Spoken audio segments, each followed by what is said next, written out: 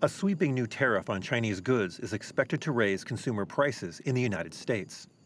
President Trump placed an additional 10% tariff on Chinese imports the day after he paused threatened tariffs on Canada and Mexico for 30 days.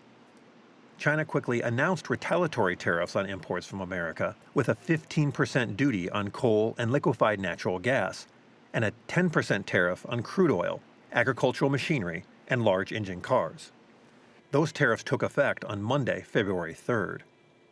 China is trying to project itself not only as one of the biggest markets in the world, but also from the supply chain perspective, it is one of the biggest manufacturers in many products, especially in the upstream. So I think the combination of using the selected tariff, export control, and the restriction on market access to certain U.S. firms basically reflect that China is trying to increase its bargaining chips and show the U.S.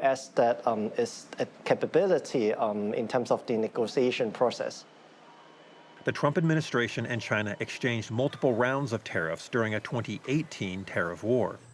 Soybean producers took a large financial hit before negotiations restored those markets, and those producers received federal payments to help make them whole. The new tariffs currently do not cover agricultural commodities from the United States.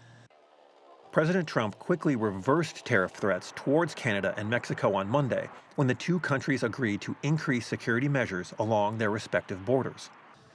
The 30-day pause on new import duties will allow all sides to negotiate new terms, as well as giving businesses in all three countries a chance to stockpile parts and materials before the deadline.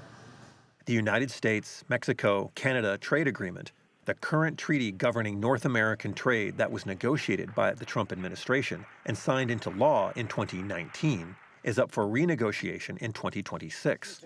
Some critics see President Trump's current tariff move as the start of those negotiations.